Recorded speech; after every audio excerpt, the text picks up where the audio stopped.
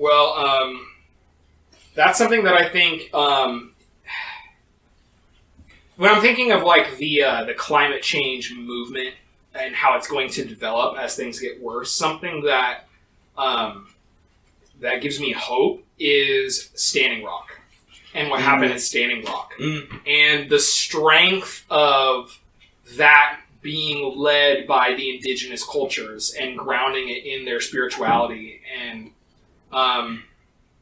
I think that could be a really powerful thing to organize around. And so, I mean, I definitely think there's hope there. I think there's hope that we could do something. I think there's hope for mass movements and that kind of civil disobedience and grounding it in what's, sacred to us and what's important to us. But people are going to have to get really fucking active. People are going to have to realize that we are running out of time. There is no more time. You cannot wait for anyone to save us. We need to make the structures of power afraid of us. That is the only way things are going to change. Yeah, it has to be a movement by the people, because we already know the government's not going to. They're not going to. A party system's. They're too captured by private wealth. They're just not going to do it unless we make them more afraid of us than they are of them. Yeah, fear is definitely. That's what politics is. Politics is fear. Sure. In the power sense? Yeah. I don't necessarily. That's how they fear, operate. But... The only time they respond to people is when the people make them afraid. There's that classic example in Henry Kissinger's memoirs. He writes about how, Nixon actually passed a lot of progressive shit because the mass movements were so strong during that time. I mean, he passed the EPA. It was like a hardcore conservative. And there's this classic scene in Henry Kissinger's memoirs where they're in the White House and they brought buses and ringed them around the gates of the White House because there's so many protesters in the streets. And Richard Nixon is wringing his hands, and he says, Henry, they're going to break through the gates and get us. And that's where we want them to be. That's when change happens. That's the only way. I mean, yeah, especially, well, in a way where they're not listening already. Definitely, I agree with that. And you deny that's where we are. Yeah. So here we are. I think that there are some, I do think that this is like where we're going to get, that's like into the discussion that I was like having earlier when we were talking about like, I think it's more important to make sure that you're paying attention to local powers as well and local governments as well, because I think that there are some more local governments that listen more. Yeah. I don't think that this should be a tactic that you use with everything, because I think it's, if you move to the place that's actually listening to like what you believe in, right, you can get things done there. But we all agree that, like, with this time scale, if we're actually going to try to mitigate the worst of it, it's going to have to be global and big. And right, and I think one of the best ways to do it, though, is to get something that is properly functioning to show it to everyone else that it's that it is properly. But that's the thing. I don't think it's a matter of good intentions lacking good ideas. I think it's a matter of bad intentions that don't care. Well, I think it's both, to be honest. I think there's a lot of people who are a lot more pessimistic about the outcome that could be using their intelligence and creativity to figure out a solution to the problem that just really don't. They're either not reinforced. They don't see any worth in it because they have that fatalistic kind of thing where it's like, oh, well, maybe if we do just create this wonderful, wonderful place that I live in, it's not going to save the world. Yeah. And it's like, I think that's incorrect. I think that if you do create this wonderful place that you live in, you will save the world. See, this is the difference between local or larger response, I think, is really important. We were talking about this before the show. Yeah, I think in terms of adaptation, so let's assume we don't fix it in the big sense. Mm-hmm. People need to start planning for this shit to hit the fan. Yeah. I mean, I don't think people think about the possibility of the kind of collapse that we're talking about. I mean, we're talking like serious economic collapse combined with, climate change and all this stuff. I mean, we could see a world where people aren't coming to pick up the garbage anymore. The milk isn't showing up at the store. The water's not running. Well, the rich are preparing. They're building bunkers. But the people aren't. We need to be building local institutions and community ties that create local sustainability so that if the broader society starts collapsing, communities can take care of themselves and can replace those larger institutions that fail. I mean, the average American in a world where food's not showing up at the store, and these institutions stop working all of a sudden, most people are going to die. Yeah. I mean, let's be honest right now. Most people aren't going to be able to deal with that. There's going to be a lot of violence. Yeah. When people aren't eating, they'll do anything. Oh yeah. I mean, So you need that broader movement, and you need to ground it in local community and connection and building alternative systems. And another thing to think about in terms of mass, civil disobedience and militant activism, I mean, we need to start getting really serious, and we need to start thinking about things like, strategically, blocking major roadways and ports and like strategic things in terms of our activism to get the government to respond. And we also need to realize that when this movement gets serious, they're going to respond viciously. I mean, they're already passing laws to try and treat what happening at Standing Rock as terrorism. And when activism in the past has done things like organize like port workers to like shut down strategic harbors and stuff like that on strike, they charge them with terrorism.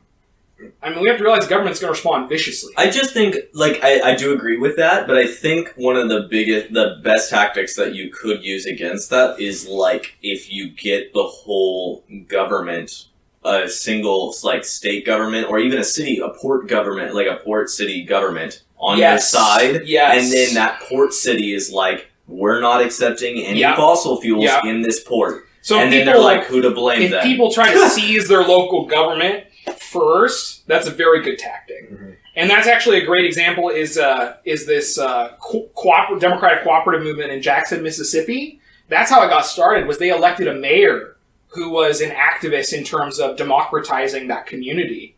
And it was crazy. The state then started passing a bunch of laws to try and get in the way of their movements to have collective ownership of the different businesses and different amounts of land and all that kind of stuff. But so you're going to face resistance, but that's a very good tactic. Totally. And I just think that I think that is the most beneficial to everyone. Yeah. I do agree that obviously there will be individuals who will see their power diminishing and be upset about that. Yeah. But too bad. We're looking at everyone and the greater benefit for everyone. So you have to give up your power, and let's just be honest, though, they're going to fight tooth and nail, and you got to be ready for that. And you got to look at the things, the tactics they're going to use. Totally. And we have to know too. If they classify it as terrorism, so I think it was I forget the name of it. God damn it, I got to look it up. But there was a law passed, the NDAA of the something Authorization Act. God damn it. Sorry. Anyway, it makes it so even American citizens, if they are considered to be affiliated with terrorist groups, and it's that kind of vague language, they can hold you in a black site indefinitely. I think it was Bush. The Non-Authorization Act. You should look that. Yeah, National Defense Authorization Act. Here it is. Have we defined what is legally terrorism? Well, that's the thing is they're passing laws to declare different kinds of climate activism as terrorism. If you interrupt oil infrastructure, there's already laws on the books that literally you can get tried for terrorism if you photograph inside animal agriculture industry in different states. Ag-gag laws. So, and they've made it now that if you're associated with terrorism, they can just fucking pull you off the street and put you in a black site. So, and then as they expand what terrorism means, this is sketchy. And so Chris Hedges took them to court on this, and the judge actually ruled in his favor and said this is the kind of law that could be used to justify what we did in World War II with Japanese internment camps. And then the Obama administration immediately appealed it, took it to a higher court, and because they couldn't argue it straight up, what they did is they found a way to throw out the case based off some previous case that Chris Hedges was in. They said, Chris Hedges didn't have standing in this case, so he doesn't have standing in this case either. It was some stupid bullshit like that. Wow. And he said the only reason they fought it that quickly is because they're already using it. That's terrifying. The term domestic terrorism means activities that involve acts dangerous to human life that are a violation of the criminal laws of the United States or of any state. They appear to be intended to intimidate or coerce a civilian population, to influence the policy of a government by intimidation or coercion, or to affect the conduct of a government by mass destruction, assassination, or kidnapping, and occur primarily within the territorial jurisdiction of the United States. This is from Pretty vague. lawcornell.edu. It was like general, and it got more specific towards the end. Yeah, they wanted it to sound good at the end, but in the beginning, it any that's law pretty that vague. what was it? Any law that violates like federal or state. Involve acts dangerous to human life that are in violation of the criminal laws of the United States. Or See, of any coerce the population. Like, you could use that with anything. Like, so, like, if people do civil disobedience and block major roadways, so they're, like, disrupting daily life to call attention to something, they'll call that terrorism. You know, they could have used that, like, that definition. If you go back to, like, you know, Civil Martin rights. Luther King and the Civil Rights Movement, they could have used it then. They're saying, you're disrupting society to try and intimidate people into making change. You're a terrorist. But harmful to people. The National Defense Authorization Act from Wikipedia is the name for each of a series of United States federal laws specifying the annual budget and expenditures of the U.S. Department of Defense. The first NDAA was passed in 1961. The U.S. Congress oversees the yada yada yada. So, what about that? Were you? There's a specific section of it. You're probably seeing it right there with controversial NDAA legislation. When we take a break, I can look up the specific section and we can come back to it. Okay. What was I going to say? Anyway. Oh, yeah. So, during the case, the lawyers for the suit went to Nancy Pelosi. And this was the time when Democrats controlled everything. And they went to Nancy Pelosi and they said, we'll drop the suit. Because the law was up for to be re-voted on, to be passed again. And they said, we'll drop the suit. All you have to do is insert a clause that says this does not apply to American citizens. And the Democrats refused.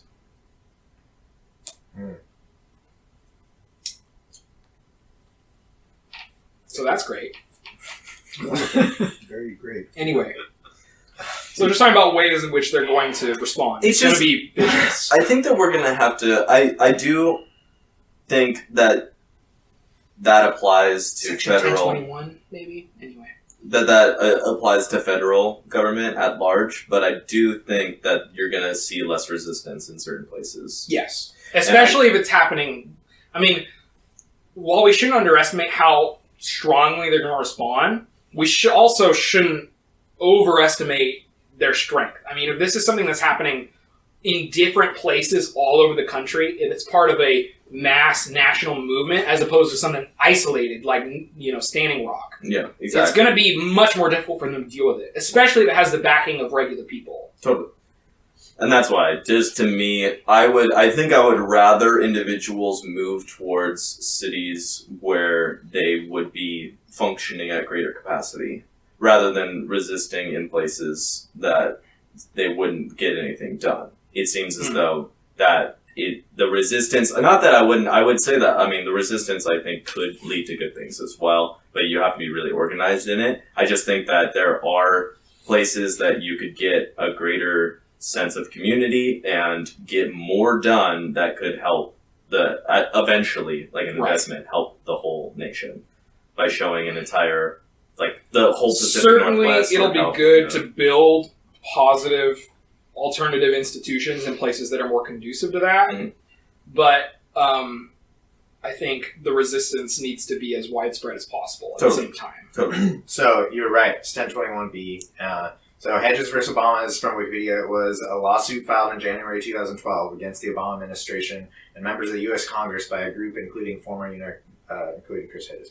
The legislation permitted the U.S. government to indefinitely detain people who are part of or substantially support Al-Qaeda, the Taliban, or associated forces engaged in hostilities against the United States. The plaintiffs contended that Section 1021B2 of the law allows for detention of citizens and permanent residents taken into custody in the U.S. on suspicion of providing substantial support to groups engaged in hostilities against the U.S., such as Al-Qaeda and the Taliban, respectively. Engaged in hostilities. Like, Yeah. look how vague this gets. Respectively, that the NDAA arms the U.S. military with the ability to imprison indefinitely journalists, activists, and human rights workers based on vague allegations. So, that does sound pretty fucking sketchy. Definitely. Yeah, no right to a trial. I mean, that is the repeal of habeas corpus. Yeah. That's, I mean, that... That doesn't make any sense that got passed and upheld. Those alternative institutions you're talking about Mm. setting up and stuff too, I feel like international support by similar institutions would probably Yes. be a really necessary Yeah, thing. that's actually a huge potentiality that So I we don't also need to we think can about. fight the government. You know what I mean? I don't know if people can fight that battle alone.